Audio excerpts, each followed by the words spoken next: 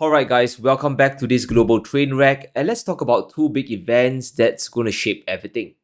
However, we need to do an urgent update on Trump punishing BRICS. Now, as we know, Trump has imposed an additional 25% tariff on India. So exports from the country to the US will face a 50% import tax.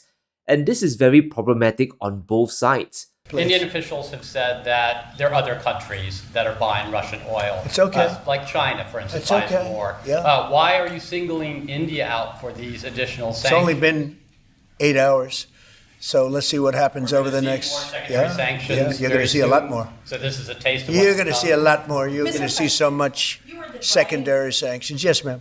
Now, firstly, US shipments from India, many of them are going to be halted. A 25% charge is enough to cancel orders because importers just can't afford to eat the tariffs.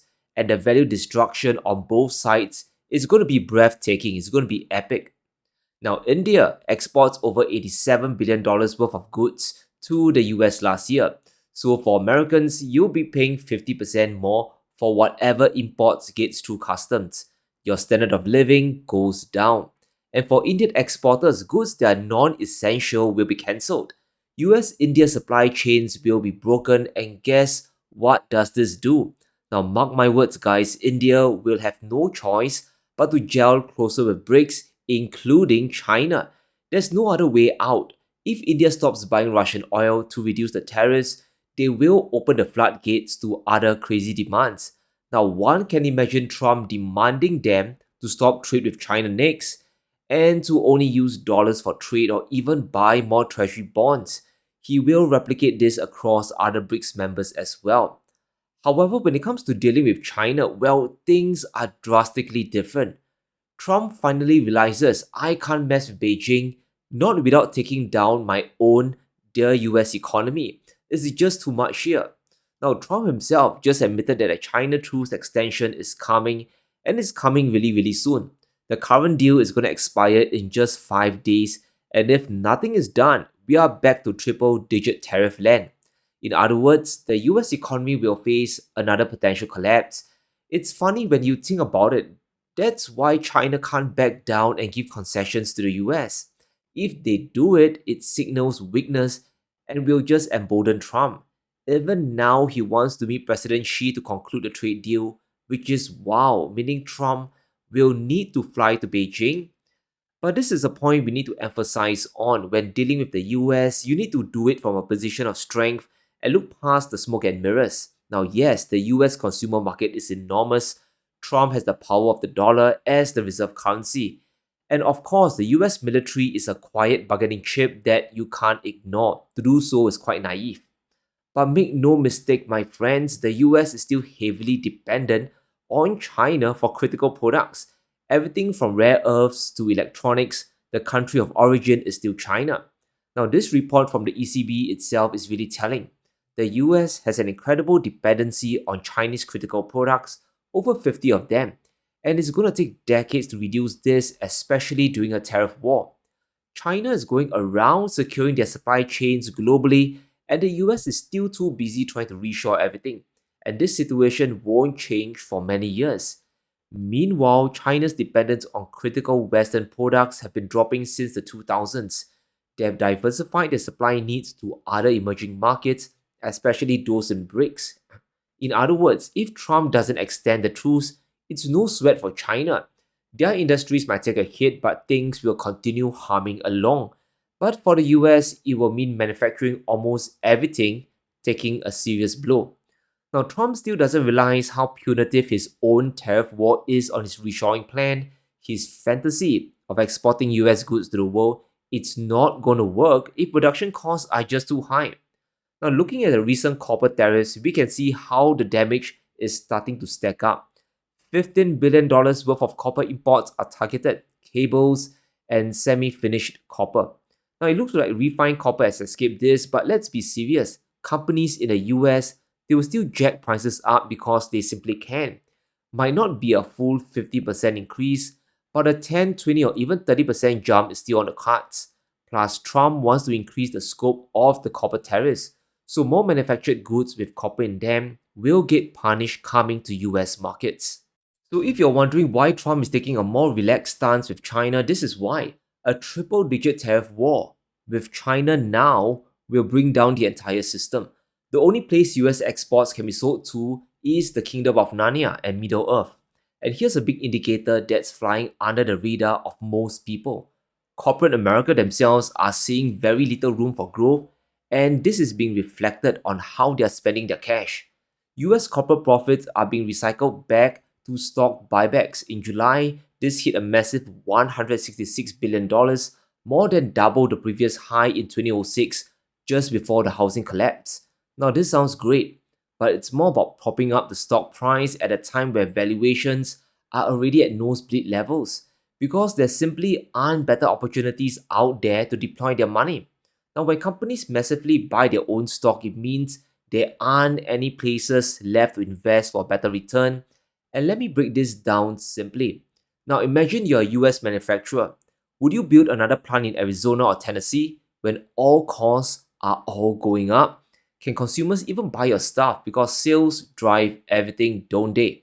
Meanwhile, you can't build plants overseas without incurring the wrath of Trump. He wants everything to be built in the US. Anything you make overseas will suffer a tariff exporting back to the US market. That's very clear by now. So whether you turn left, you get hammered, you turn right, you get clobbered. And that's why stock buybacks are just so high today. US companies are getting isolated. Now, we can confirm this when we look at the big double standard just revealed by Trump himself. The future is in chips, and that's what the big powers are doubling down on. And a big shout out to our sponsor today, Indigo Precious Metals. When it comes to buying gold and silver, I trust Indigo Precious Metals in Singapore. They have made investing in precious metals safe, fast, easy, and simple for both small and large scale buying. I've been stacking gold for over a decade now, and I've learned two things when buying. You want to buy authentic gold bullion, and you want to buy it at the lowest premium possible to stretch your dollars even further. And I'm glad to say I found both of this at Indigo Precious Metals. Indigo Precious Metals is a leading retailer in Singapore. They specialize in physical gold, silver, and platinum. They are my one-stop shop when it comes to buying bullion. Their prices are sharp, and they have the best brands on sale, and I can test the gold on the spot. So if you're looking to make your first gold purchase, Indigo Precious Metals is the best place to start. Whether it's 1 ounce or 1 kilo, this is the reputable dealer you are looking for. So take action today. Click on the link below and enjoy a discount on your first purchase with the code SEANFOO. Start your gold stacking journey today. However, the US is doing it in a very unnatural way. Trump is now waging a global chip war using tariffs. Biden's attempt failed, but Trump is now tripling down. We'll be putting a tariff on of approximately 100% on chips and semiconductors. But if you're building in the United States of America, there's no charge, even though you're building and you're not producing yet in terms of the big numbers of jobs and all of the things that you're building. If you're building, there will be no charge. So I just want everyone to know that. And there you have it. The dream team, Besson, Lutnick, and Trump all standing together. Now, I guess everyone here agrees that this is the best course of action. But looking deeper at the details, there are more holes than a block of Swiss cheese. And does it really make sense? Because someone is getting bamboozled here big time. A 100% tariff will apply if you try to import semiconductors back to the US. The idea is simple. Trump wants chips to be made domestically to control supply chains. Basically, to make the world dependent on the US for both the design and physical production of AI chips. They are trying to replicate the China strategy in supply chain dominance. But things get a little weird here. Now listen to this. If you're building in the United States or have committed to build without question, committed to build in the United States, there will be no charge. So you just need to make a promise to build stuff in the US and you get a tariff exemption. Now obviously this is done to protect US interests, especially big tech companies like Apple. Now they've already pledged $500 billion in US investments, and it looks like Trump is going to squeeze even more money out of Tim Cook. To make 19 billion chips for Apple in 24 factories across 12 different states. We're committed to buying American-made advanced rare earth magnets developed by MP Materials, which will become part of Apple's devices shipped around the world. And I'm pleased to announce that very soon, this is for the first time ever, every single new iPhone and every single new Apple Watch sold anywhere in the world will contain cover glass made in Kentucky. Now, this is a form of extreme double standard that will backfire. It's a net negative to the US, and we have to explain why. Now, firstly, it exposes to everyone the agenda. We want you to pour money into the US, or your chips will never land on US shores. So it's a warning shot to other chip makers like Samsung and Intel. It's another strategy to move global investment away from global markets back to the US. It's not a surprise that Trump is trying to corner Nvidia as he throws out the chip tariffs. He likely wants to milk Nvidia for investment dollars or be subjected to the 100% tariff. And it's the only card Trump has left to play. The chip race is getting desperate and China isn't taking prisoners either. They know Nvidia wants to take Chinese market share and they have thrown down their red lines as well. Beijing's afraid of any potential backdoors or so-called off switch for the chips. It's a real security concern which tells us how this chip war is going to evolve. The US will move to develop their own AI chips on US soil no matter the cost, and they'll probably force their G7 allies and dependents to only buy from the US. Meanwhile, China will make their own chips and sell them to the global south, the BRICS, and this is going to be the end game, guys.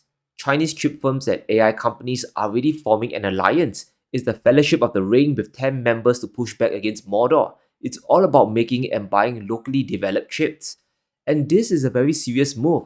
The fellowship includes Huawei's Ascend unit, an AI fund backed by Tencent. Now, one of China's biggest tech giants is being mobilized, and we have to recognize the clues and the signs. Both the US and China, they're exposing the endgame here. Here's the scary thing that the US recognizes. China doesn't just have cheap capital and a lot of cheap power. There's something else that the US is beginning to trail behind, and that is brain power. Now, I want us to think back to Trump's Harvard foreign student ban. Now, fewer talents will come to the US and be developed there, and that is a big crisis that will evolve into enormous brain drain down the road. In fact, it's already happening. When it comes to generative AI patterns, Chinese firms are rapidly catching up with the US. In terms of both quality and quantity, entities in China have exceeded the US. The US has Google, Microsoft, Nvidia, and IBM churning out patents. But look at Chinese universities alone. Even if we take away the Chinese tech company Baidu, they have over 1,000 patents under their belt. And this is why Trump wants to shift AI chip making to the US. It's a desperate attempt because China might be behind today, but give them a few years, they will catch up. So I hope we can fully understand how big this double standard is and how nasty things will get. Even if Trump manages to build all US chips domestically and force his allies to buy them, the West will have a new problem. All of their AI tech will be more expensive, plus the dependency on the US will be exponentially greater. It's going to get really messy down the road. But let me know what you think. Will Trump extend the China truce and will his tariffs on global chips work or collapse? Let me know in the comments below. Stay safe. Be sure to smash the like button and subscribe as we navigate through these crazy times.